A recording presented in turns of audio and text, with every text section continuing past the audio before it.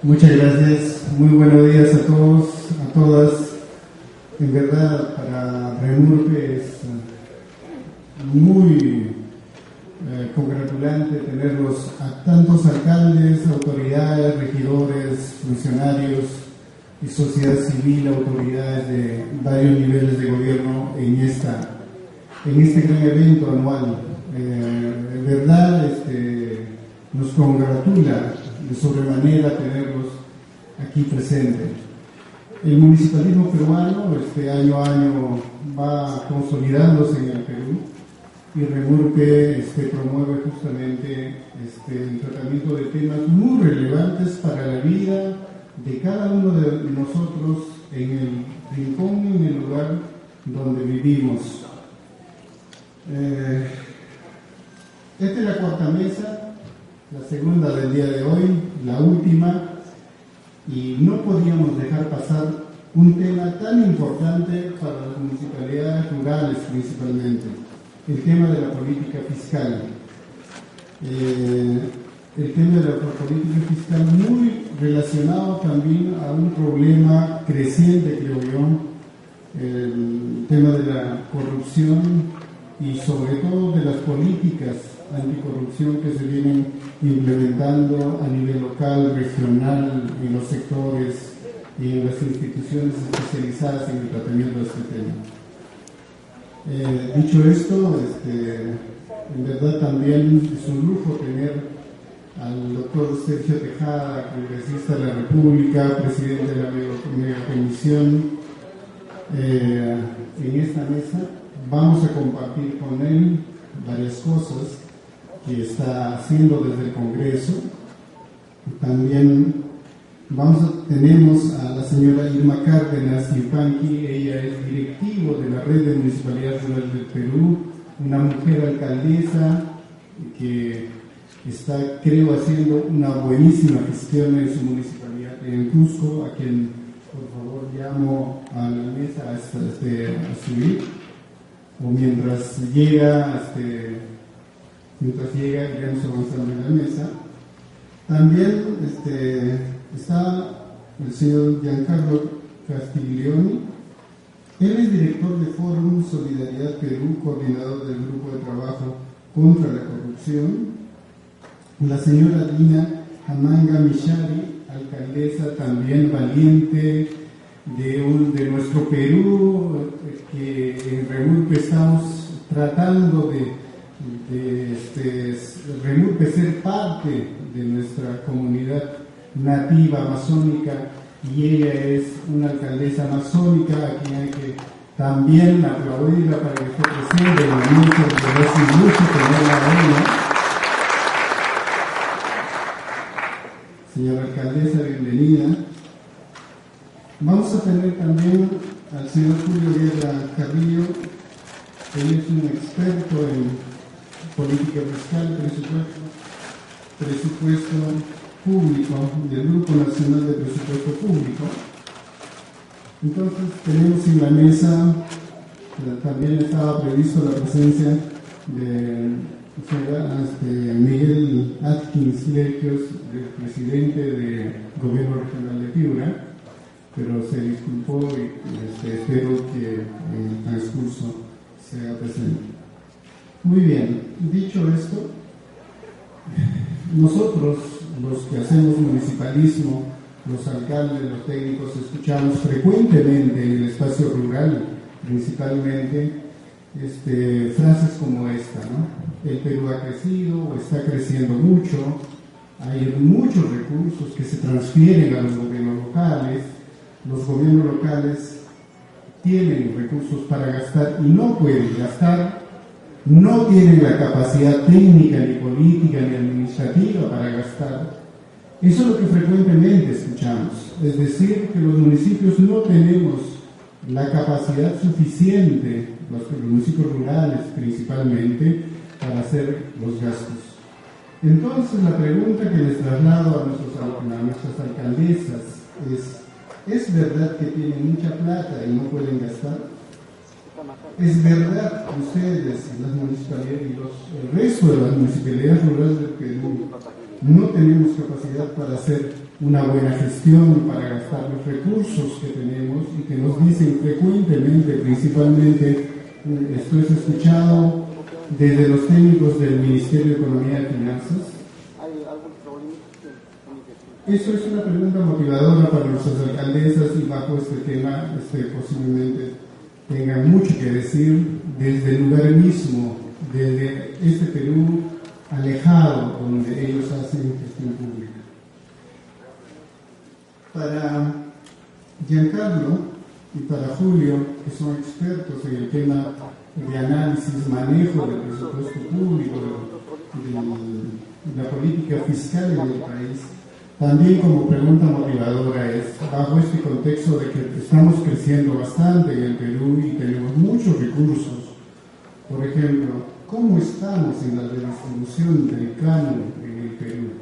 ¿Quiénes son los beneficiarios? ¿Es verdad que está llegando a todo el Perú, a todas las municipalidades? ¿Qué está pasando con el canon? También algunas otras preguntas como lo siguiente, por ejemplo, ¿cómo se distribuye nuestro presupuesto nacional? ¿Cómo se distribuyen nuestros recursos públicos en general en los gobiernos regionales y en los gobiernos locales? ¿Qué está pasando principalmente en las municipalidades rurales de este país? ¿Qué significa la política compensatoria, por ejemplo, en cuestiones de recurso público para los municipios más pobres de este país? Y dicho esto, también muy ligado a este tema es que ¿qué está pasando con el manejo de este presupuesto público a nivel de corrupción? Y posiblemente hay algunos estudios que circulan en la red, muchos muy timoratos, que se menciona, se está perdiendo hasta un 30% de nuestro presupuesto público que está siendo reorientado o está yendo a otros fines más personales por efectos de la corrupción. Y el congresista Tejada, como les mencionaba, un lujo tenerlo aquí, y gracias congresista por compartir con nosotros algunas preguntas como esta, ¿no? En este país todavía, felizmente, tenemos instituciones y personalidades que nos garantizan una transparencia, que nos garantizan que puede haber sanciones para los que mal proceden en el manejo de los recursos públicos. En este contexto, ¿qué está pasando, señor congresista doctor Tejada, con las normas y políticas anticorrupción en el Congreso? ¿El Congreso cómo está procediendo para este tema? ¿Qué está haciendo el gobierno para reducir y erradicar así como un proceso generalizado en varios niveles de gobierno, gobiernos locales, gobiernos regionales, en general con este tema de la corrupción? ¿Qué hacemos o qué estamos haciendo con los funcionarios y autoridades que están desorientando ese recurso público para aprovecharse y que está yendo a bolsillos y que está afectando y le están robando a las personas, a los más pobres, están robándose la plata de las políticas o de los recursos que deberían erradicar la desnutrición, que debería hacerse carreteras, aulas y todo tipo de bienes públicos en nuestro país, quizás más pobre. ¿Cómo hacemos para que llegue la justicia a los más pobres, que es lo más complicado? ¿Cómo hacer, por ejemplo, un programa social de justicia para que llegue a los más pobres, así como hay programas sociales de alimentación, programas sociales de otros tipos, pero un programa social que llegue a los más pobres? Entonces, este tema de justicia, de corrupción, también es un tema trascendental y que involucra no solamente al Congreso, también a toda la estructura de este país. Estos son los temas centrales a trabajar en esta mesa. Así que tenemos, espero llegue la alcaldesa de la Municipalidad de Cusco, pero mientras tanto empezaremos a tratar con el doctor Julio Guerra, para empezar a poner el marco, el análisis de cómo se está manejando la política fiscal en el país. Luego vamos avanzando y como cierre al doctor Tejada para que nos diga qué se está haciendo desde el espacio donde se encuentra. Doctor Julio, con el tiempo por usted y los aplausos correspondientes, por favor.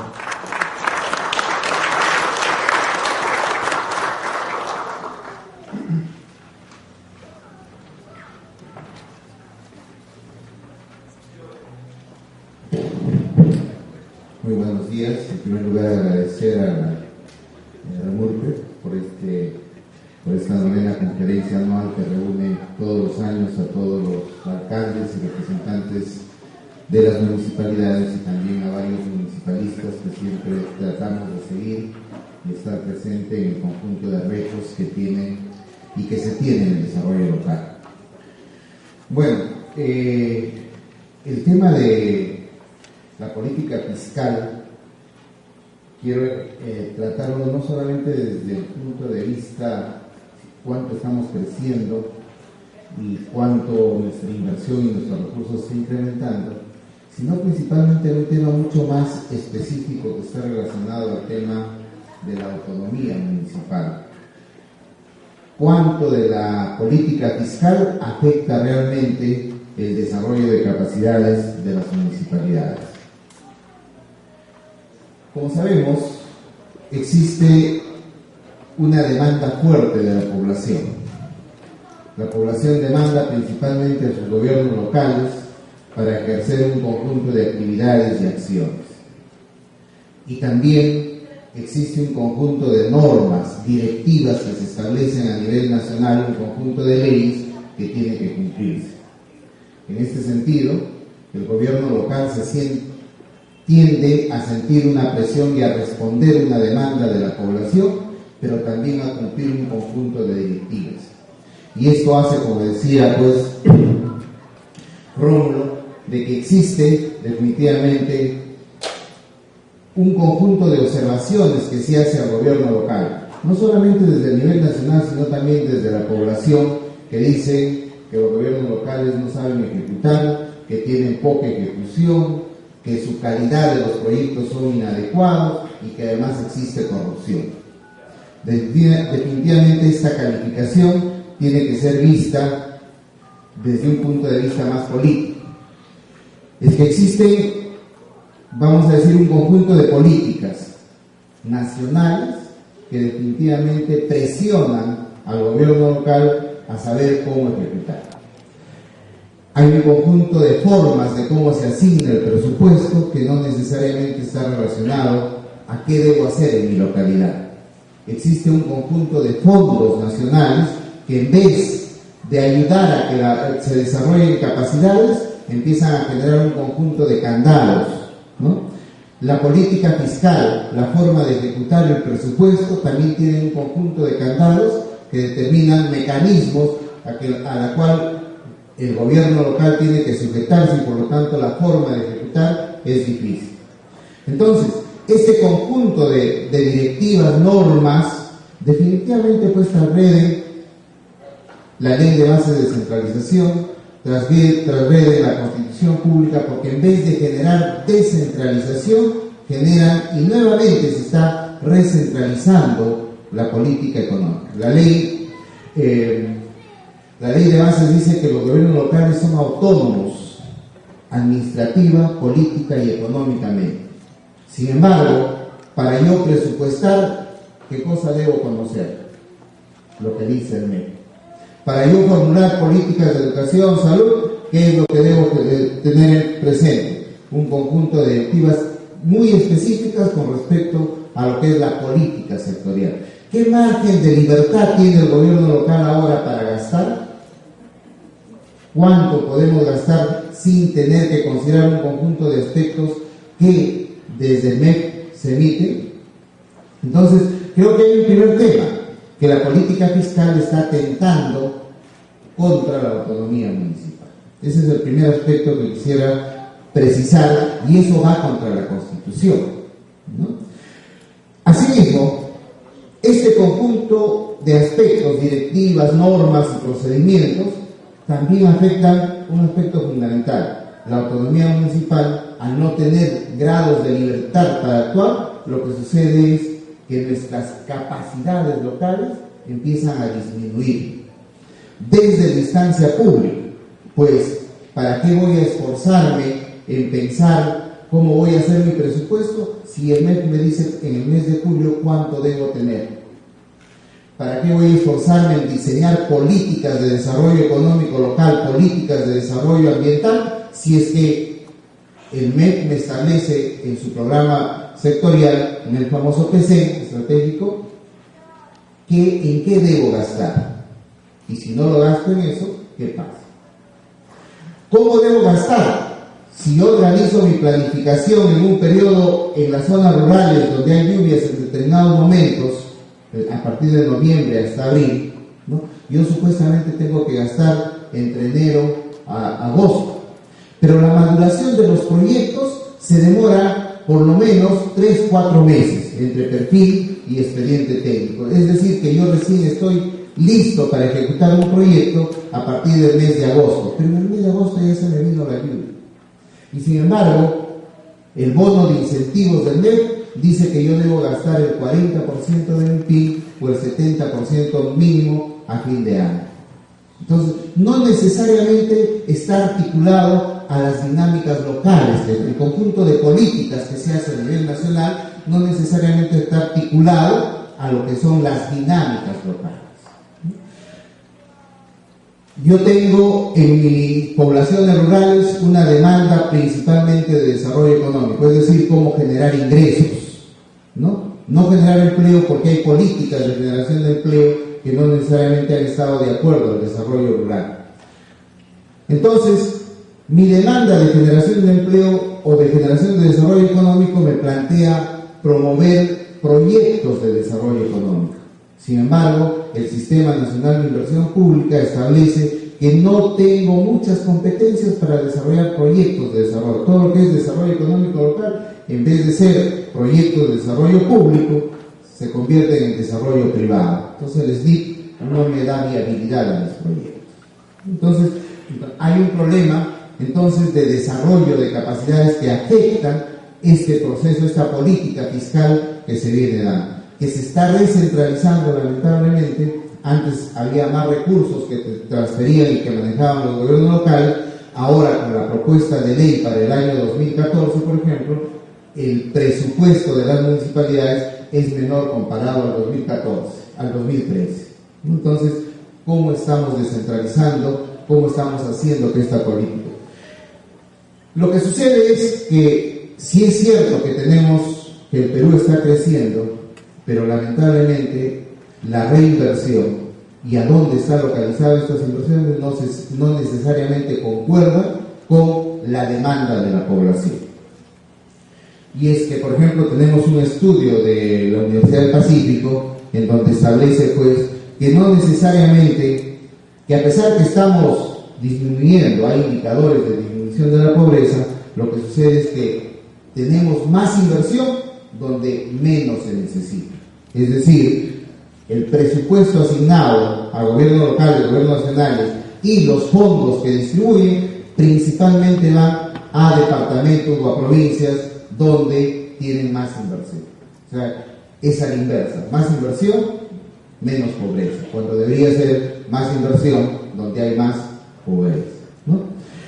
Definitivamente hay algunos criterios de la distribución del canon que tenemos que empezar a pensar. ¿Cómo cambiamos esa distribución del canon, ¿no?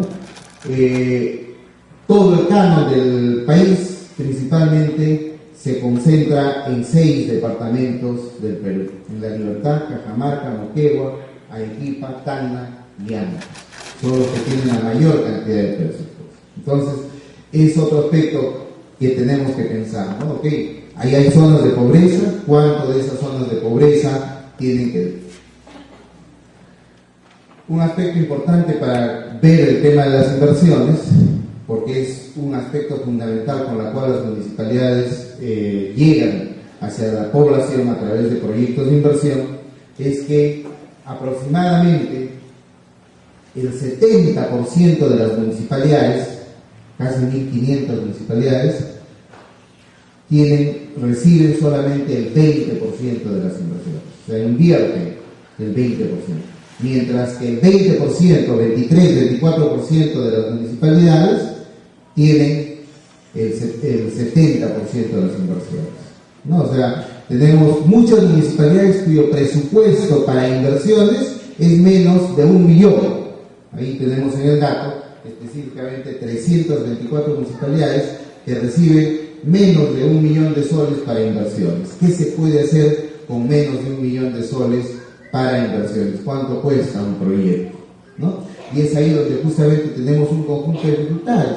Las municipalidades principalmente elaboran estudios para gestionar, y cuando presentan a los fondos concursables, a los programas nacionales, lamentablemente por no tener una buena calidad, entre comillas, no son las que son favorecidas, ¿no? Entonces, ¿qué ejecutamos con 1 millón de soles en un distrito?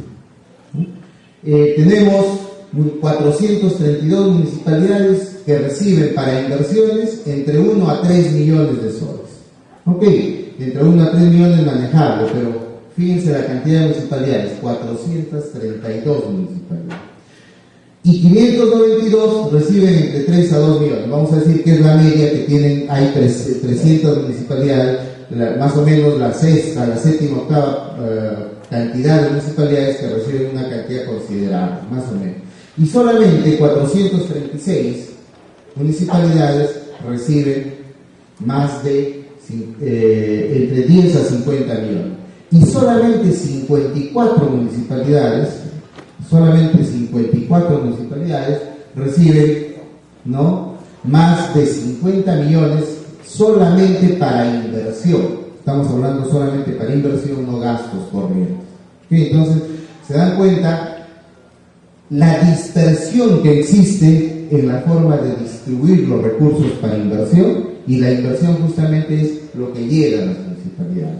Entonces, creo que ahí hay otro tema fundamental, ¿no? Un primer tema de distribución es que estamos distribuyendo mal, no estamos distribuyendo donde se necesita. Un segundo aspecto es que solamente estamos concentrando inversiones en determinados lugares, no estamos distribuyendo homogéneamente la inversión. Entonces, dos aspectos fundamentales para el tema de la distribución. Definitivamente hay un proceso de centralización del presupuesto. Sabemos que la balanza comercial, la diferencia entre las exportaciones y las importaciones, en estos últimos años ha sido favorable para el país, es decir, hay recursos. Sin embargo, para el año 2014 se está preveyendo que el saldo va a ser negativo. ¿Y eso qué significa? Significa disminución del presupuesto, ¿no? Y ese presupuesto claramente tiene que ver con la distribución a la municipalidad. Aproximadamente, con respecto al PIA del año pasado, las municipalidades estarían dejando de percibir un 15% menos de las inversiones. Y con respecto al PIN, cerca de un 50% menos de las inversiones. Ya sucedió este año. Este año, para las municipalidades que recibían CANO, en el mes de julio tuvieron la gran sorpresa que disminuyeron una gran cantidad de dinero. Hay municipalidades que dejaron de percibir o de tener la transferencia de cerca del 90% de sus inversiones. Para los que estamos acá en Lima es muy fácil decir, sí, pues recorten los proyectos, corten los proyectos. Sin embargo, para los que están allá, que son las municipalidades, los que tienen que afrontar la demanda de la población, es un problema grande. Porque no solamente se trata de decir, ya cierro este proyecto. El cerrar un proyecto significa que si no lo volvemos a implementar en el lapso de 1 mes a 2 meses, la inversión dada en ese proyecto se perdió, ¿no? Y solamente por decirle, en una provincia muy conocida, tuvieron que cerrar 37 proyectos con una ejecución del 50% de su ejecución, 20 millones de soles. ¿Saben lo que es perder 20 millones de soles en una provincia, ¿no? Y no solamente ese es el problema es que la población no dice que la municipalidad no dice que no hay canon o no hay transferencia.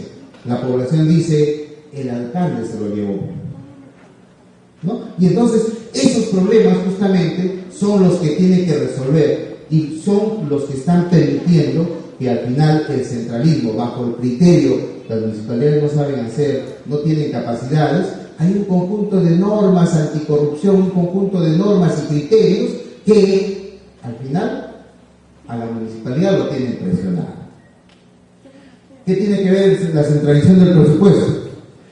Se está pensando en incrementar los ingresos fiscales para evitar la evasión fiscal. O sea, no estamos haciendo no estamos motivando generación de ingresos. Solamente en estos últimos años, ya pues lo que crezca el precio de la minería. Nos estamos volviendo un país que solamente vivimos de la extracción, ¿no? El canon que nos genere dinero, ¿no? Entonces, ahí tenemos que plantear nuevas formas de generación de ingresos. Hay que empezar a pensar en cómo levantar la evasión de impuestos. De acuerdo a estudios, son un pequeño grupo los que principalmente evaden impuestos. No es la población en general, no son los pequeños comercios, no es la mediana empresa, es la gran empresa la que evade impuestos. Entonces, falta una presión tributaria fuerte para pensar en cómo incrementar ingresos y no solamente pensar en el tema de carga. Se autoriza que los diferentes niveles de gobierno puedan realizar transferencias de recursos a favor de la Autoridad Nacional del Servicio Civil. ¿No debería ser lo contrario? ¿No es que el gobierno nacional debería transferir recursos a los gobiernos locales y regionales? ¿Qué pasó? Estamos otra vuelta centralizados, ¿no?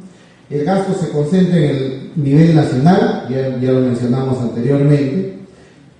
No estamos priorizando lo que principalmente pensamos: desnutrición, educación y salud. Los presupuestos siguen igual, sin embargo, otras funciones sí se están incrementando, ¿no? La propuesta de crecimiento se reduce a 5 proyectos mineros. ¿Por qué no pensar en otro tipo de proyectos de desarrollo económico? En términos comparativos, nuestro gasto en salud y educación está por debajo de los promedios. Entonces, en vez de aprovechar el incremento de nuestros recursos, no estamos aprovechando para el futuro. Y aprovechar para el futuro es educación, salud, ¿no? Alimentación. Y es que pues las municipalidades y los gobiernos regionales definitivamente están sometidos a un conjunto de normas que se dan desde los sistemas nacionales, desde el Sistema Nacional del Presupuesto, desde el SNIP, desde el Sistema Nacional de Planificación, desde el Sistema de Contrataciones, del Sistema de Control, del Sistema de Personal. Está muy bien que existan sistemas nacionales. Lo que está muy mal es que no existen ideas comunes y que hablemos todos el mismo lenguaje, ¿no? Entonces, las municipalidades, exactamente qué vamos a atender, y en vez de que estos sistemas sean ayudas, sean instrumentos para que nos ayuden a ejecutar nuestras inversiones, en vez de eso se convierten en ser obstáculos, los famosos candados, ¿no? Entonces, creo que hay un gran problema que tenemos que superar. A nivel nacional se han dado un conjunto de directivas que no necesariamente concuerdan entre todas, ¿no? Solamente en el sistema nacional, por decir, ¿cuál es la prioridad de la inversión en el país? Tenemos el PCM, que lo da el MEC, tenemos el Plan Bicentenario que nos da a nivel nacional, ¿no? Tenemos las políticas sectoriales. ¿Cuál es la prioridad para la inversión? ¿No? Tenemos un conjunto de planes locales, planes regionales. ¿Cuánto concuerdan estos planes locales y regionales con la política nacional? Entonces, definitivamente hay un problema de planificación, del Sistema Nacional de Planificación. Si no tenemos, nuestra inversión se coloca en función de demanda, ¿no? La población demanda. Lamentablemente ahora nuestras inversiones es lo contrario. Es el nivel nacional el que establece qué debemos invertir, cuando deberíamos recoger de la población. Por ejemplo, si nos dicen que debemos invertir en las funciones básicas de educación, salud, ¿y por qué no en las actividades económicas? Si principalmente podemos promover desarrollo pensando en lo que es desarrollo económico. Entonces, creo que ahí hay un divorcio en las políticas nacionales, ¿no? Entonces, solamente para hablar de dos sistemas rápidamente, el sistema de planificación tiene un conjunto de problemas que tenemos que pensar, cómo hacer que la planificación nos permita ayudar a distribuir las inversiones. Creo que eso es fundamental. Necesitamos una política, necesitamos asignar recursos por tipo de demanda territorial, necesitamos cartera de proyectos multianuales, no trabajar año por año, sino trabajar por 2 o 3 años. Un proyecto se demora 1 año, 2 años en maduración y tenemos que trabajar. Y en el sistema presupuestal, potenciar el sistema de recaudación, generar procesos participativos de programación multianual y reorganizar los tiempos de los procesos de programación. Bueno, el tiempo nos ha ganado, seguramente en las preguntas podemos tener algunas ideas. Muchas gracias. Muchas gracias, doctor Julio. Gracias, por favor. Así se entiende, doctor Julio, así que me acuerdo. Llegó nuestra alcaldesa Irma Cárdenas Yupanqui, así que ha sido muy bueno esta mesa tener a 2 alcaldesas del interior del país. Vamos a seguir con Giancarlo Castiglioni, director de Foro Solidaridad, en el tema propuesto. Por favor, Giancarlo. En primer lugar, muy buenos días con todos y todas. Es para mí un honor estar en esta novena Camur. Debo confesar que desde hace varios años ya no me pierdo ninguna de las Camur que se hacen año a año. Yo soy casi un caserito de acá y ahora me está tocando compartir con ustedes algunos de los temas que estamos trabajando. En esta ocasión yo represento al Grupo de Trabajo contra la Corrupción, que es un consorcio de 3 instituciones preocupadas por los efectos que causa la corrupción en la calidad de vida de la gente. Varias de estas instituciones están vinculadas al tema de derechos humanos. Según ustedes dirán, ¿qué tiene que ver con derechos humanos con corrupción? Y en el trabajo que tenemos desde hace algunos años hemos encontrado una serie de vínculos entre corrupción y derechos humanos. Mi presentación va a estar circunscrita básicamente a elementos económicos para hacer la vinculación con lo fiscal, pero hay una serie de contenidos que son interesantes saberlos, ¿no? Porque nosotros partimos de una conceptualización que la corrupción no solamente roba a la gente, sino también la mata. Y mata a la gente más pobre, porque no le permite provisión adecuada de servicios. No llega agua segura a una población y le resta incluso la esperanza de vida. No llegan las vacunas, el pueblo sigue muriendo gente porque no llegan vacunas. Eso es o mala gestión o corrupción, ¿no? Se hace una obra de mala calidad y esto tiene un impacto también en la vida de la gente, porque tiene que volverse a hacer nuevamente la pista. Yo he escuchado el caso hace 3 o 4 años de un puente que se inauguró en Ayacucho y que se cayó un día antes de la inauguración. Puede causar gracia, pero si lo hubieran inaugurado y hubiera habido gente encima del puente, esa gente se hubiera muerto. ¿Por qué? Por corrupción. Claro, esos son los casos locales, pero también están los denominados fenómenos, ¿no? Los grandes casos de corrupción que echan una luz y una señal sobre la población, que los grandes casos son escasamente castigados. Yo supongo que de eso conversará más el congresista Tejada, ¿no? A quien debo reconocer públicamente que siempre tiene apertura a dialogar con sociedad civil y en esta ocasión con gente que vive en el ámbito de las municipalidades.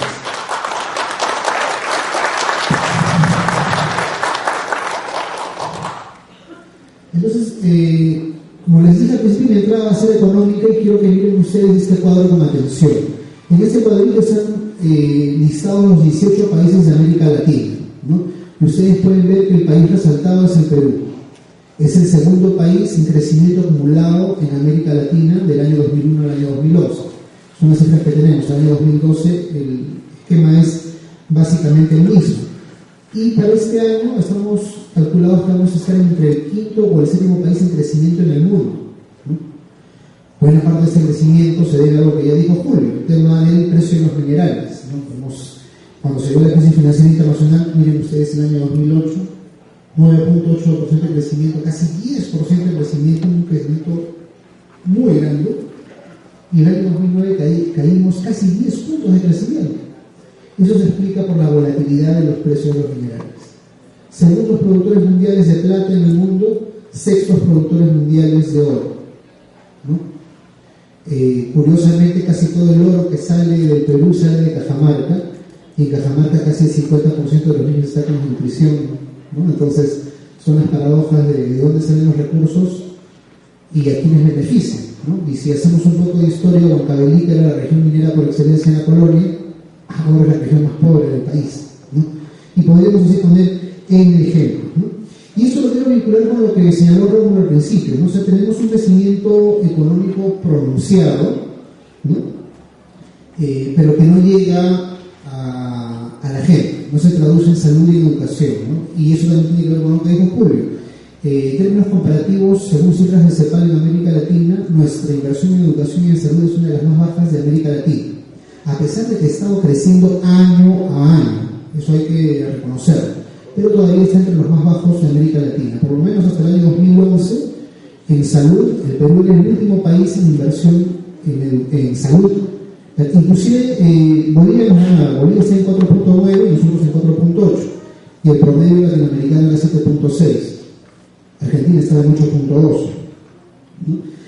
Entonces hay dos temas fundamentales que de alguna manera repercuten en la calidad de vida de la gente: la mala gestión la mala gestión de las políticas públicas y la corrupción.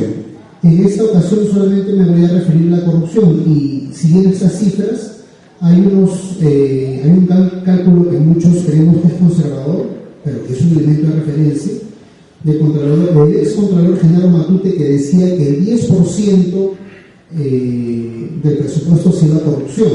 Sin embargo, los cálculos de Alfonso Quirós, quien ha publicado este libro, que los invito a leer, Historia de la corrupción en el Perú, él manifiesta que la corrupción se vive entre 2 y 4.6% del Producto Bruto Interno Nacional, que es una cifra muchísimo mayor que ya detallaré en un par de minutos, ¿no? Entonces, ¿esto a qué nos ha llevado? Miren el gráfico, les puede parecer un poco jocoso, ¿no? Primero, cómo es nuestro escudo nacional y qué se está convirtiendo en nuestro escudo nacional producto de la depredación ambiental de nuestra flora, de nuestra fauna y el saqueo de nuestros recursos, ¿no? Entonces, esto cala en la gente. O sea, esta es una expresión de un colectivo de jóvenes que hizo esta expresión artística, pero expresa un sentimiento que hay detrás de esto, ¿no? Antes y ahora. Pero tampoco es que sea tan antes y tan ahora, parece que ha sido más o menos siempre así, ¿no? Regresando al libro de Alfonso Quirós, él decía, por ejemplo, que en la época de Warner Salitre, la cantidad de dinero que se robó y se desfalcó a este país fue impresionante, y en ese momento se llegó al pico de 4.6% del Producto Bruto Interno que se iba a corrupción. Y aquí quiero, vamos al siguiente. Quiero que vean estas cifras que se complementan con lo que planteó Julio también.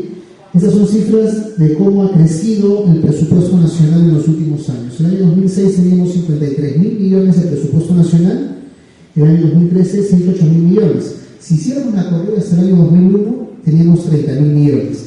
Esto significa que en poco más de 10 años el presupuesto nacional se ha multiplicado por 4. ¿Por cuánto se multiplicaron los sueldos en ese lapso de tiempo? ¿Por 3? ¿Por 2? ¿Por 1? Ni siquiera por 1, ¿eh? Ni siquiera por 1. Probablemente 20%, pero no se ha multiplicado. Entonces hay más masa monetaria, hay más recursos que no están adecuadamente distribuidos. Si me voy al cálculo del ex contralor, significa que así como la economía ha avanzado, la corrupción también ha avanzado. 2006, 53.000 millones de presupuesto, 10% son 5.300 millones de soles que se fueron a corrupción. Pero si nos vamos al 2013, son casi 11.000 millones de soles que se van a ir en corrupción este año que ya está terminando. ¿Sí? La economía avanza y la corrupción avanza.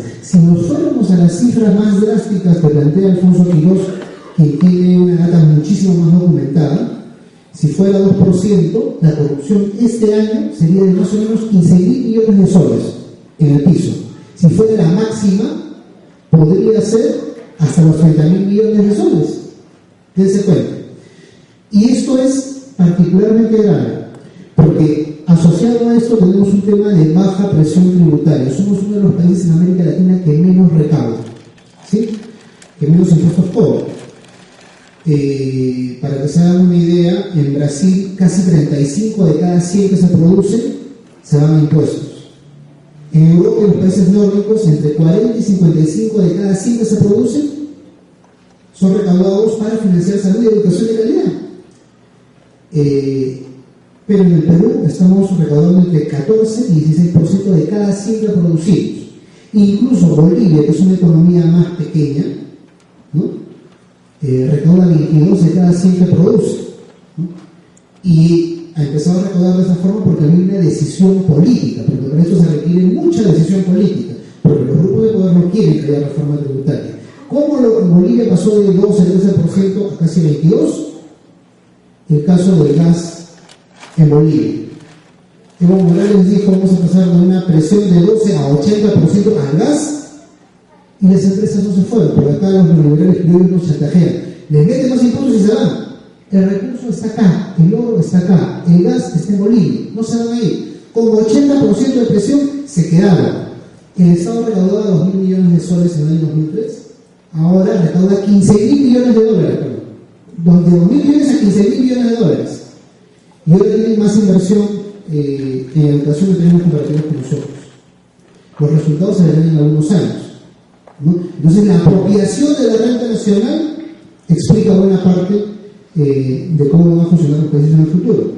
Y probablemente, si corremos algunas cifras, si elimináramos la corrupción e incrementáramos la presión tributaria, porque la gente del mundo empresarial dice que en 30 o 40 años podríamos ser un país desarrollado, si elimináramos estas dos lacras, probablemente en 10 años podríamos ser un país desarrollado.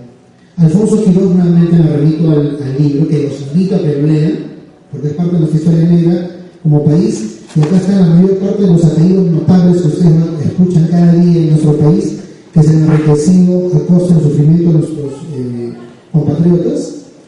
Él dice que si no hubiera corrupción, este país hace muchos años ya sería desarrollado, completamente desarrollado, sin el fenómeno de la corrupción. Y tiene bastante evidencia que apunta a eso. Bueno, ahí presentamos un circuito vicioso de la corrupción, ¿no? Una sociedad civil que desconfía permanentemente del presidente, de los congresistas, del gobierno regional, de los alcaldes, ¿no? Y eso le genera una desafección política. Y eso lo quiero explicar en términos más coloquiales. Hay una canción del Grupo 5 que hace algunos años salió y que decía: te pago para lo que quieras estudiar, para la enfermera, para lo otro, pero para el político no. O sea, la acción política, que es una acción de proyección hacia los demás, está muy mal vista, ¿no es cierto? Y eso se hace parte de la vida cotidiana de la gente, una desafección en la política. Entonces, sí, pues los que participan en la política no son los más capaces. Antes no era así, los que participaban en la política tenía una cuota de experimento muy grande, y probablemente ahora también es así en muchos casos, ¿no? Pero la visión general no apunta por ahí, ¿no? Tenemos partidos que están en prebendas, que van negociando si no sanciones, no te sanciono, ¿no? Hay empresas corruptoras, porque a veces hablamos de la corrupción menuda de los 10 soles al policía, de los 5 soles a la enfermera, pero de las empresas que pagan para hacerse de lotes petroleros, por ejemplo, no se habla mucho, es de la gran corrupción, ¿no? La financiación corrupta de los partidos políticos. En este momento en el Congreso de la República hay 20 congresistas mineros, financiadas por una ONG que ha sido creada por el señor Roque Benavides, que próximamente ya no necesita intermediarios, va a querer postular la presidencia de este país, ¿no? Y se generan esos mecanismos de expoliación, donde llega la gente a la función pública y dice: este es mi botín, ¿qué es lo que saco? ¿Qué es lo que aprovecho? ¿no? De paso tenemos una prensa controlada. En la época de Fujimori y Montesinos, de repente era una prensa pagada que se evidenció con los videos. Ahora hay como un consenso mediático, ¿no? Si el presidente quiere meterse al tema energético, es un chavista, es un comunista y qué sé yo, ¿no? Entonces tiene que seguir la orden de lo que dicen los grupos económicos empresariales, ¿no? El gobierno devuelve favores a quienes lo financian, y eso se ha visto en todos los gobiernos absolutamente. Los jueces cooptados. Hay un artículo muy interesante que los invito a que lo busquen en el Google, de Sinesio López. Él habla de penetrar para blindar, ¿no? Habla de meter a la política en el Poder Judicial, en el Ministerio Público, en el Tribunal Constitucional, y luego protejo a mis amigotes. ¿Se dan cuenta? Capturar para blindar, perdón, se llama. Y es un artículo que Sinesio López escribió en La República y es muy bueno para la reflexión sobre este tipo de temas, ¿no? Y hay una impunidad extensa. Entonces, por eso tenemos evasión de impuestos en niveles más pequeños. Pero la gente dice, si don General Delgado Parque trabajó tantos años, no le pagaba a sus trabajadores, no pagaba la SUNAT, no pagaba de salud, si seguía trabajando como si nada, yo por qué voy a ser tan sonso de entregar las boletas y las facturas. Pero claro, cuando tú pasas por la tienda de la esquina, ves el cartel de SUNAT, pero pasas por los canales de comunicación, los medios de comunicación que no pagaban impuestos, y es un atentado a la libertad de expresión siquiera pensar en cerrarlos. Entonces hay un doble rasero, lo ancho para los que tienen y lo angosto para los que no tienen. Y ese es un fenómeno global. Salvando a los bancos en Estados Unidos, salvando a los bancos y la gente viviendo en carros, en autos. Entonces es parte de la impronta que tenemos hoy en día. Siguiente. Algunas expresiones de la corrupción de los territorios, ¿no? Hay actividades económicas que se realizan de modo ilegal y que se apoyan en prácticas corruptas, básicamente el narcotráfico, la trata de mujeres y el contrabando, ¿no? Parte de esta problemática la tenemos no solamente en el Perú, sino en países similares como Ecuador, Bolivia, donde los niveles de contrabando y de narcotráfico son pronunciados, ¿no? Hay también actividades económicas que se realizan de modo informal y que en algunos casos son ilegales, ¿no? Que se apoyan en prácticas corruptas también, como la minería informal, que en algunos casos es solo informal, pero en otros casos transita la ilegalidad porque utiliza mano de obra esclava de niños, ¿no? Promueve la trata de mujeres, entre otras cosas, la tala de bosques en zonas prohibidas, ¿no? La pesca negra, que lo utilizan las empresas formales, que lo utiliza el grupo Brescia, por ejemplo, que subcontrata otros barcos informales para exceder la cuota de captura de pesca que tienen que tener al año, y eso se ve en la revista Fibra, no estoy difamando a nadie, por supuesto, ¿no? Y hay actividades realizadas por las entidades públicas también, las adquisiciones, las obras y los programas sociales. Algunas de estas pagan el 10%, el 10%, ¿no es cierto? Que es una moneda corriente en varios sitios, ¿no? Siguiente. Este es un cuadro de la autopercepción de la corrupción en los territorios, ¿no? Vemos las regiones percibidas como más corruptas por sus propios ciudadanos: Puno, Lima Metropolitana, Tumbes, Moquegua, Purímac, Ucayali, Ica, Ancash, Piura, ¿no? Entonces hay una percepción elevada del nivel de corrupción, ¿sí? Y estos son algunos de los órganos tutelares que son vistos como los más corruptos: el Poder Judicial, la Policía Nacional, el Congreso, los partidos, también están las municipalidades y los gobiernos regionales. Ojo, ese es un mal síntoma. Y en el acumulado de la suma 2010-2012 sobre las contrarias respuestas del muy corrupto corrupta, se llega hasta el 88%. Y acá le hacemos un traslado al convencido Tejade. Si no se desafora el señor Urtecho, esa cifra se va a incrementar probablemente, ¿no? Porque van a decir nuevamente Corona. Entonces, parece que algunos de los órganos tutelares luchan a pulso el descrédito ante la ciudadanía. Sí. Y finalmente plantea algunos elementos, ¿no? El tema de la necesidad de facilitar la participación para la lucha contra la corrupción, ¿no? La participación activa es esta, organizada o no organizada, ¿no? Que creemos que implica tres elementos fundamentales. Definitivamente son muchos más, pero voy a mencionar solamente los tres fundamentales. Un respeto irrestricto a los espacios de participación, tipo presupuesto participativo, plan de desarrollo concertado, los consejos de coordinación local y los comités de vigilancia. Muchas veces las municipalidades contratan a los que son cabezas de los comités de vigilancia para anularlos, ¿no? La difusión y promoción abierta de los espacios participativos y la rendición de cuentas. A veces se avisa una semana antes y pues casi nadie va. Promoción y autonomía de las experiencias de vigilancia ciudadana. En transparencia, dos elementos: contrataciones y adquisiciones públicas transparentes y con participación de la gente, con vigilancia. Y la publicación permanente a través de los portales de los gobiernos regionales y los gobiernos locales de los presupuestos detallados de obras, bienes y servicios. Aquí un abogado del Instituto de Prensa y Sociedad decía, si no le viene mi mamá que tiene 68 años, no sirve. Porque viene un poblador y le entregan 4 hojas que tienen numeritos, no va a entender nada. La información tiene que ser accesible a la gente, si no, no sirve. ¿Okay? No tiene que ir un economista, un administrador para entenderlo. Siguiente. Y finalmente, ustedes han dado cuenta que en la presentación he ido de una mirada latinoamericana, de cifras grandes, a cosas muy puntuales. Y ahora quiero regresar nuevamente al escenario un poco más grande. Un dato importante para saberlo es que en la actualidad 21 billones de dólares es la riqueza escondida en paraísos fiscales. 1 billón, con B, no con B, es 1 millón de millones. ¿Ya? Esos 21 billones es la cantidad de la suma del Producto Bruto Interno de Estados Unidos y de Japón juntos. Eso está escondido en paraísos fiscales. Ese dinero ha salido de nuestros países y no ha pagado impuestos. Ha habido evasión y ilusión de tributos ahí, ¿no? Entonces, aquí lo que planteamos es que la evasión de impuestos es una práctica corrupta que no solamente lo hace, o que casi no lo hace la tiendecita de la esquina, lo hacen las grandes transnacionales, como Telefónica, que nos debe 3.000 millones en impuestos, ¿no? O otros grupos empresariales grandotes, como Apple, la de la manzanita, que ha pagado menos de 1% de impuestos este año en Estados Unidos, ¿no? Porque todas sus ganancias la derivan a paraísos fiscales. Y los países, bien, gracias. Y ahora ya se ha puesto eso como un tema de discusión en ámbitos mundiales. ¿Por qué? Porque ya no solamente le afecta a los países inicios como los nuestros, ahora le afecta a los países de la Unión Europea también. Y ahora que lo sienten, recién se están tomando cartas en el asunto, ¿no? Finalmente, la corrupción disminuye la disponibilidad de recursos de los diferentes niveles de gobierno y encarece el costo de los servicios públicos, ¿no? Y se genera un incremento de los gastos corrientes vinculados a la implementación de políticas públicas de carácter improductivo, aumentando de esta forma el gasto público ineficiente. Muchas gracias por su tiempo y su atención, y pido disculpas al moderador por haber recibido la razón.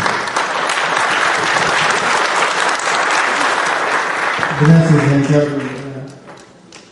Bueno, vamos a seguir con la alcaldesa Dina Umaga-Mishari. Ella es alcaldesa de la Municipalidad Distrital Puerto Bermúdez de Pasco.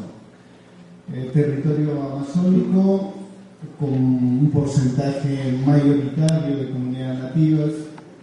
Está haciendo una buena labor nuestra alcaldesa, así que vamos a darle los próximos 20 minutos para nuestra alcaldesa y recibámoslo con un fuerte aplauso.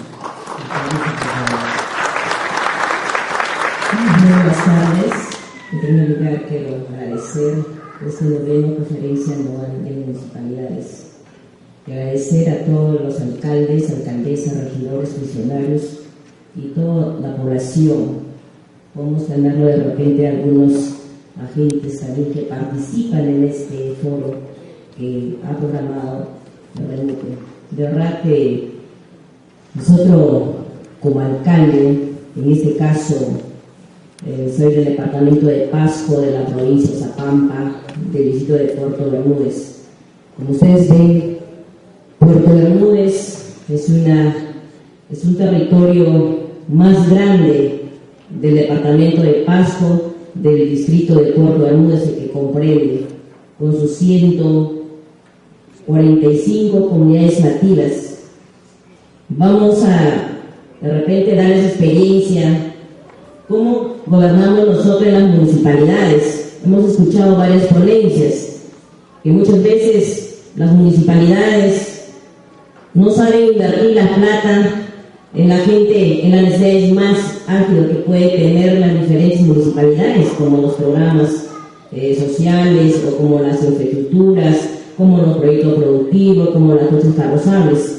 Voy a pasar a ver las experiencias. ¿Dónde se encuentra, por favor, dónde se encuentra Puerto Bermúdez? Ahí tenemos cuántas comunidades nativas tiene el distrito.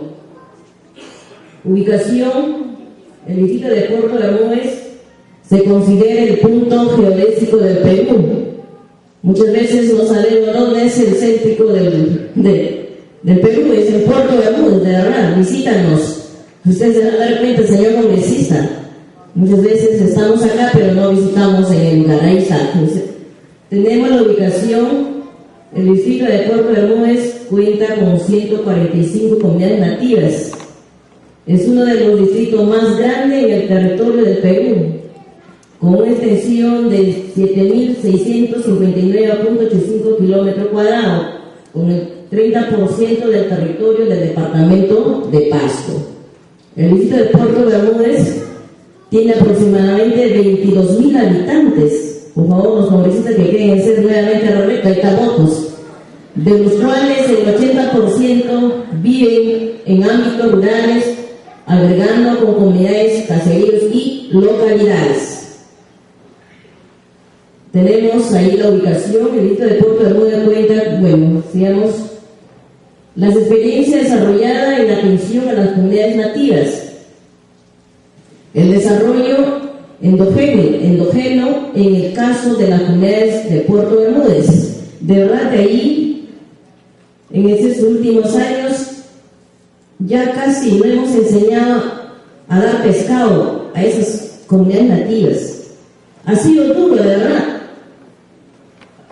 Ahora vamos a enseñar a pescar. O sea, hemos tenido que trabajar. ¿Qué pone la comunidad y qué pone las municipalidades? De verdad ha sido duro. Son 60 años de gobierno, es la primera mujer indígena, que muchas veces ha sido difícil, y es cierto, pero la ley ahora marca que tiene que hacer por equidad de género. Gracias, que también estamos ya con esa participación de género. Esta vez hay que trabajar juntos, los dos géneros, ¿no? Yo sé que Puerto Bermúdez, los logros obtenidos institucional, infraestructura y gestión. Tenemos a nivel institucional creación de la gerencia de pueblos originarios y conocimientos colectivos. De verdad, hemos tenido que trabajar bastante. No me dejan mentir acá nuestros alcaldes en el departamento o en la región andina, ¿no? Así como las comunidades nativas. Nuestros hermanos quieren cada rato: quiero esto, quiero esto, quiero esto. A ver, ¿qué hacer? ¿Cuáles son las estrategias, señor congresista? Ahí vas a ver. De verdad, ahí nadie me va a engañar. ¿Qué hacer frente a esas necesidades grandes que tiene nuestra población? Creación del área de convenios con comunidades nativas. Eso sí, porque sabemos, ya lo he mencionado, de un año a otro año tenemos presupuesto participativo. Tiene que pasar al perfil, tiene que pasar al expediente, y si está mal hecho va a pasar un año. Hasta eso terminamos nuestro gobierno. ¿Hemos hecho o no hemos hecho? ¿Qué dice? Incapacidad. Entonces, ¿qué hemos hecho nosotros? Hemos creado el área de convenios con comunidades nativas. Ya les he dicho qué pone la comunidad y qué pone la municipalidad, y nos ha resultado. Nos ha resultado, ¿verdad? Que lo vuelvo a decir, ha sido duro, pero hemos logrado muchos éxitos. Infraestructura, apertura de 16 trochas carrozables con las diferentes comunidades nativas y sectores. Ustedes ven ahí, Puerto Bermúdez es un lugar muy alejado, no tenía vía de comunicación, solamente tenía vía acuática, pero esta vez sí, ahí vemos a través de convenios, trabajos colectivos, vemos a los hermanos trabajando, y ahí estamos, ustedes para que puedan también tener algunas. Luego tenemos también apertura de trochas caminos vecinales con convenio en la municipalidad y comunidades nativas, ¿no? Tenemos ahí están todos los nombres que ven ustedes, son 145, imagínate, en 4 años no vamos a terminar, pero hemos logrado a través de convenio. Ahí ven ustedes, mejoramiento en ripiado de caminos vecinales en convenios, municipalidad y comunidades. Esas son las comunidades que podemos mencionar, tenemos muchas, pero ustedes pueden entendernos, porque es un amplio territorio. En aspecto social, también tenemos la creación del UGEL, y sabemos que Puerto Bermúdez es el más grande territorio de la provincia de Zapampa, y era tiempo de crear la UGEL. Creación de una sede de la Universidad Daniel Alcides Carrión, que no han podido traer muchas veces. Sabemos que en nuestras comunidades o en nuestras municipalidades ya no necesitamos traer arquitecto de Lima, de Huancavelica, sino tener nuestra propia gente que conoce nuestra realidad. Podemos hacerle trabajar. Usted es ingeniero, le cumples en una semana, no sé qué haces, trabaja día y noche, amanece, no sé, pero me tiene que hacer. Entonces, ya hemos tenido que crear una universidad. Pago de los docentes de YFCO, ¿no? Imagínate, hasta la municipalidad tiene que pagar profesores. Imagínate, ¿qué hemos hecho? Digamos, propuestas innovativas. Visión holística del gobierno local rural. En este caso, estamos hablando de gobierno rural, de verdad. Es una diferencia, gobierno rural con gobierno. Tenemos la diversidad cultural, es una realidad y tiene su origen en la existencia de los diversos pueblos originarios. Tiene reconocimiento en la constitución política vigente. Realmente está ahí, simplemente no lo aplicamos. Está escrito, ya está distribuido, simplemente hay que aplicarlo. En ese caso nosotros sabemos que tenemos que dar más importancia a los pueblos originarios, como las comunidades campesinas y comunidades nativas. A veces no lo sabemos utilizar y hay que saber identificar. Composición social de los municipios rurales. Tenemos, 1.313 municipalidades consideradas rurales. ¿Cuántas de ellas tienen como usuarios en las comunidades nativas o comunidades campesinas? Se encuentran al interior del territorio indígena. En este caso, Puerto Bermúdez sí está en territorio indígena. ¿Cómo se gestiona la iniciativa y se atiende las necesidades de estos pueblos? Ya les he dicho, tenemos que ver realmente muchas estrategias. Si no lo atiendes, si no lo das la respuesta, y ustedes saben, los señores acá se van renegando y muchas veces ya no quieren regresar a la municipalidad. Hay que buscar las mejores estrategias. Los múltiples problemas que se enfrentan los municipios, no solo alternativas, sino en general, es la falta de un criterio multicultural para diseñar los planes de desarrollo, infraestructura, de ordenamiento y zonificación territorial para determinar las áreas urbanas, rurales, actividades económicas, reservas naturales de pesca, etcétera, etcétera. Sí, justamente nosotros tenemos la reserva Sanatía San Carlos y la Cordillera Silla, ¿no?, que nos comprenden. Muchas veces, como vuelvo a decir, no conocemos, pero evitamos que nos visiten también. En el enfoque intercultural, debe establecerse como políticas públicas avanzando de lo normativo a lo concreto. El enfoque intercultural como principio es transversal en el gobierno nacional, regional y local. Solo falta voluntad política. Efectivamente, ya acaban de escuchar. Todo eso hay que tener voluntad política. Si no tenemos voluntad política, no hay una decisión, realmente es un fracaso en todos los municipios. Yo cuento mi experiencia porque yo lo digo, porque yo lo estoy palpando con carne propia. Tenemos, respetando la visión, un buen gobierno de los pueblos indígenas. Realmente, también quiero recalcar ahí, todo depende de acuerdo a la realidad que uno tiene, ¿no? Es diferente en la ciudad, diferente es en las zonas urbanas, ¿no?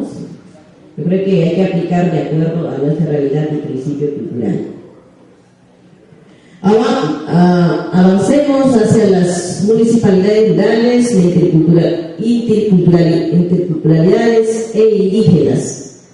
Es una propuesta que ya venimos trabajando tanto en la práctica como un estudio que nos permitirá contar con elementos fuerza para su formulación, quedando pendiente el trabajo de REMUPE y Poder Legislativo. Y quisiéramos reforzar bastante también REMUPE. Realmente yo creo que nosotros como alcalde hay que dar más voluntad, hay que estar más de cerca, hay que plantear propuestas claras al gobierno nacional, ¿no? Tenemos, la ley de elecciones municipales, tenemos la 26864 y la ley de elecciones regionales, la ley 7683, se establece una cuota indígena en la presentación de las listas de los candidatos a alcaldes y regidores y al Congreso regional, respectivamente. Esta cuota es de un mínimo de 15% de representación. Nuestro municipio es gobernando por Ashánica, realmente. También de repente reforzando en estos últimos, también hubo un recorte presupuestal. ¿Qué hacer ahora? Es un problema que yo tengo en Puerto Bermúdez. Estaba previsto en el presupuesto participativo muchos proyectos o muchos expedientes para ejecutar. Hoy en día nos han recortado. ¿Qué hacer? ¿Qué respuesta podemos dar a nuestros ciudadanos, a nuestras comunidades nativas? Ya lo han dicho. También tenemos que plantear, eso sí hay que plantear. Mañana tenemos todos los alcaldes de la región Pasto, de la provincia de Zapampa, hacia el Palacio de Miguel para ver estos recortes presupuestarios. Yo creo que todos han sufrido, creo que nadie dice, o es que ustedes tienen ya necesidades terminadas. Yo creo que la necesidad nunca va a terminar. En ese sentido también hay que tomar puntos importantes. El REMUPE parece que no le están dando importancia al recorte presupuestal, ahí nos han quitado. Por eso pido de este noveno con conferencia anual que se plantea y se propone esta propuesta. Y también nosotros hemos resaltado en estos últimos años con los trabajos de proyectos productivos como el cacao, el achote, el café, también con la piscicultura. Sabemos que en los ríos también van terminando los peces, hay que incrementar, hay que producir. En ese sentido, yo realmente como alcaldesa, con la gran experiencia, estamos aplicando de acuerdo a nuestra realidad indígena y quisiéramos que todos apostemos al desarrollo. Muchísimas gracias.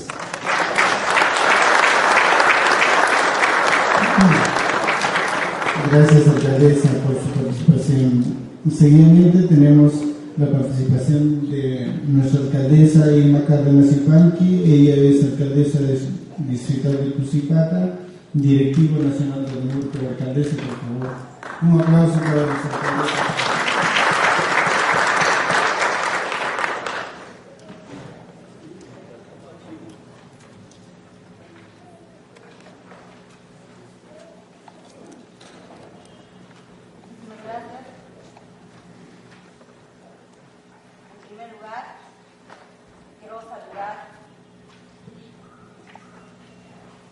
En primer lugar, quiero saludar a nuestro señor congresista, a los señores presidentes regionales, a los directivos de REMUPE, al señor alcalde Wilson Ibáñez, su junta directiva, a los alcaldes provinciales, distritales, regidores, regidoras, alcaldesas, colega alcalde, Dina, a ustedes, señores funcionarios asistentes en este espacio tan importante para todos y cada uno de nosotros.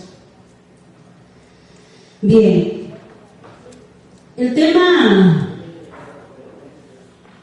a exponer en este momento es el tema político fiscal y lucha anticorrupción en la Agenda Política 2014. Política fiscal.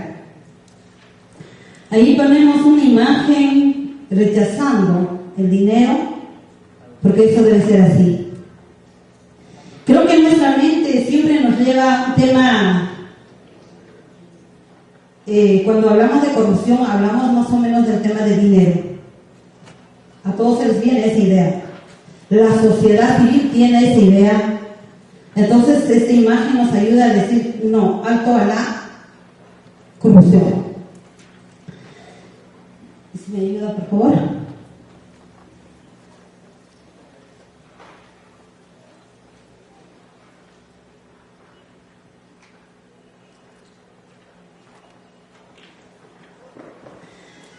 Bien, todos tenemos conocimiento del concepto que tenemos sobre política fiscal. No somos especialistas, pero vamos a dar algunas pautas.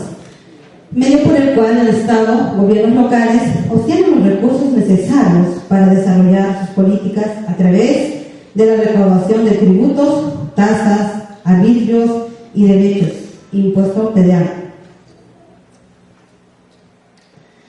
Y corrupción, fenómeno que afecta a la gobernabilidad del país. La gobernabilidad del país. La confianza en las instituciones y los derechos en las personas. Tienen diferentes formas de aparecer de manera diversa en el diccionario social, político, económico, y no se encuentra en una sola institución. Cierto, tenemos mucho conocimiento.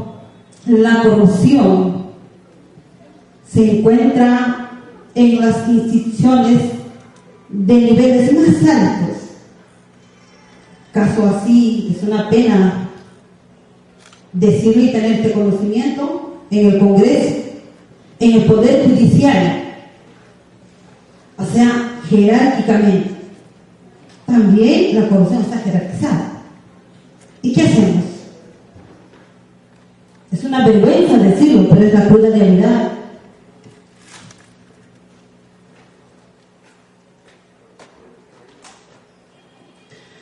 Tenemos algunas fuentes de información que hemos ido analizando desde la RENURPE, y quien les habla es directiva de RENURPE Nacional. Entonces vamos a leerlas rápidamente y no cansarlos. La Comisión Proética, según la 7ª encuesta nacional sobre percepciones sobre el Perú, la corrupción es actualmente la segunda preocupación más importante para los ciudadanos, luego de la inseguridad ciudadana.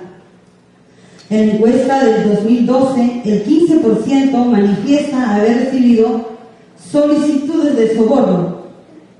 El 9% asegura haber accedido a estos y en otras mediciones. A nivel institucional, el sistema de justicia, es decir, el Poder Judicial y el Congreso, aparecen en el índice más alto de la percepción de corrupción en el Perú.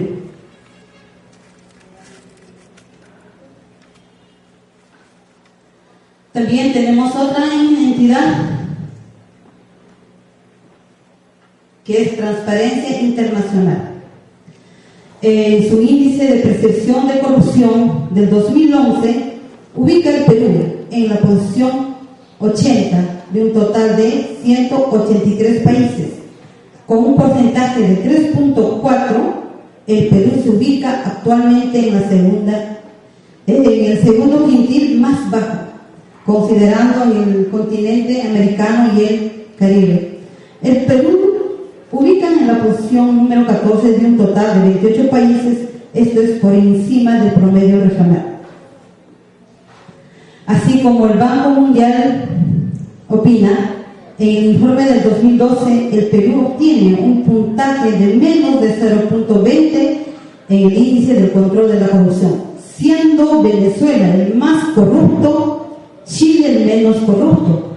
El Perú se encuentra en el rango de 50 menos 75 del total de los países en el mundo, es decir, por encima del promedio mundial y a nivel sudamericano el país ocupa el 4º lugar de un total de 10 países.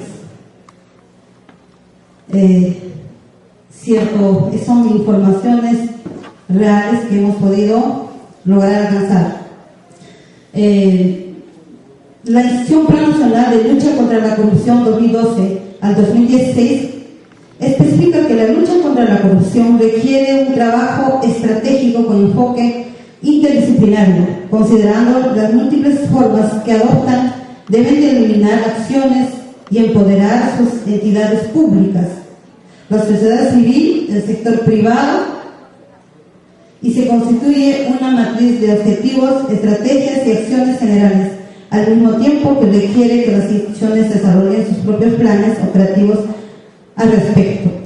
Es cierto de que las entidades, no solamente las entidades públicas, también las entidades privadas, en este caso podemos mencionar, en caso de los gobiernos locales, son los proveedores. Incluso podríamos hablar de la comisión de adquisición, que muchas veces los alcaldes son ajenos de ese conocimiento. Pasamos. La Comisión de Alto Nivel Anticorrupción, CAM. Existe una Comisión de Alto Nivel Anticorrupción. Frente a los problemas en la lucha contra la corrupción y tomando en cuenta entre la pequeña y la gran corrupción, incluso fíjense que son jerarquizadas, pequeña y gran corrupción, las múltiples consecuencias negativas que la corrupción produce. Para entender cuáles son los problemas que han tenido contra la corrupción el Perú, se hicieron las preguntas.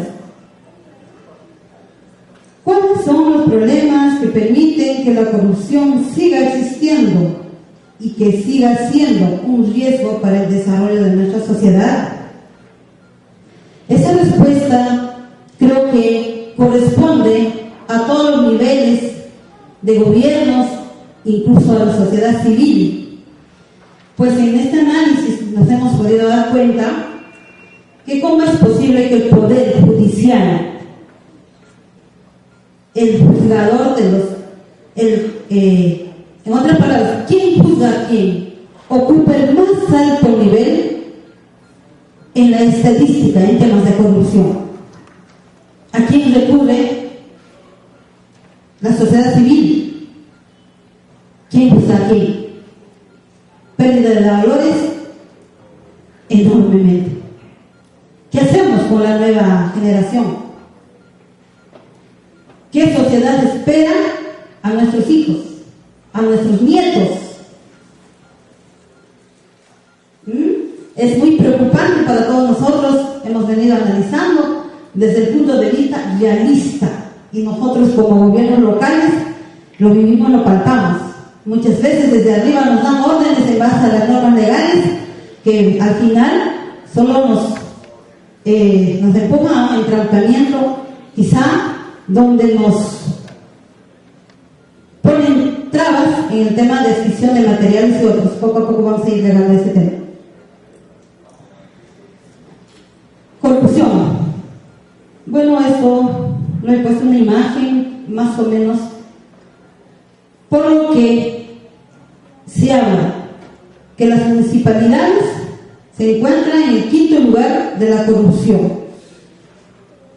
o sea, los gobiernos locales, al 75%.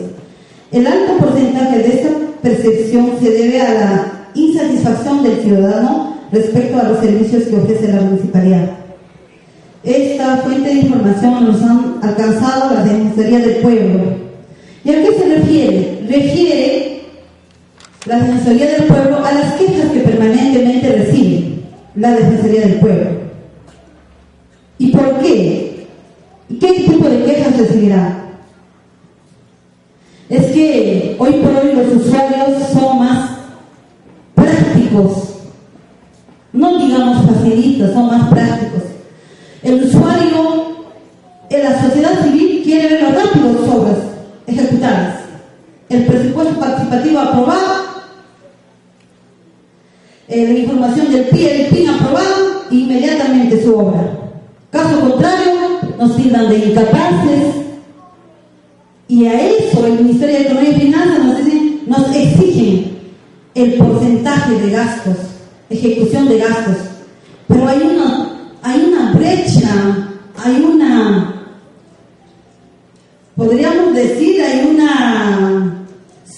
lo decimos en los gobiernos, son piedras en el camino que nos ofrecen. El sistema no está mal, está bien, como instrumento de transparencia. Lo que pasa, el sistema funciona, es más ágil y hábil aquí en Lima, quizá, en las ciudades, en las regiones, pero vayamos más allá de esos lugares, a los gobiernos locales rurales. Vayamos a los gobiernos rurales, donde el sistema de internet es débil, donde no contamos con profesionales capaces, probos, competitivos, y si lo hay, son poquísimos. Tienen sus propuestas económicas muy altas. Entonces no nos han preparado a los gobiernos locales en la forma como vamos a asumir estos retos de la modernidad, estos retos del avance de la ciencia y la tecnología. Y tenemos serios problemas. ¿Y cuáles son esos sistemas? Lo hemos puesto un nombre para hacerlo de mejor, con mejor humor. La señora se hace. La señora se hace. Porque ustedes tienen conocimiento, colegas alcaldes y alcaldesas. El tema del se hace es todo un proceso. El tiempo me está ganando. Y lo hemos puesto como una señora, muy señora, que no deja avanzar los procesos. Ahí viene el OCE, Organismo Supervisor de Contratación del Estado. OCE y se hace. Y ahí viene la señorita CIA. Es la encargada de generar el pago al personal y proveedores, solicita permiso a Lima. Ese es el tema de la centralización. Para la transferencia financiera, es decir, dinero, y debemos esperar su buen humor si no se cuelga y no nos deja colgados los pagos. En la cruda realidad, colegas alcaldes, porque si de Lima no nos dicen ya lo tienes listo y está aprobado, ahí estamos esperando y desesperados y recibimos la ofensa quizá del mal humor, el descontento de la sociedad civil, incluyendo los proveedores. Ahí viene la señorita, el señor Smith, con su amigo Rick Opis, nos pone una fuerte brecha para la aprobación de los proyectos con inversión, para lograr la viabilidad y el código de Smith, y sin eso tenemos los brazos cruzados. Por lo que tengamos voluntad para trabajar, gestionar en proyectos productivos o proyectos de obras de infraestructura, netamente no podemos. Y esto sucede en la cruda realidad en los gobiernos locales rurales. Y las causas de estas dificultades, ya lo dije, voy a leerlo acá: poco personal calificado, capacitado, técnicos políticos. Qué lindo sería contar con profesionales técnicos y políticos que entiendan cada realidad de cada gobierno local, rural. Entiendan la sociedad, que es muy diferente Cusipata a la diferencia de la colega alcaldesa, a otra realidad, incluyendo su idioma. Yo hablo en zona quechua, la señora alcaldesa habla xaninca. Qué diferentes realidades, pero esas son nuestras realidades. Es que a veces estos sistemas son creados solo pensando en la gente de la ciudad, y eso es lo que eso rechazamos.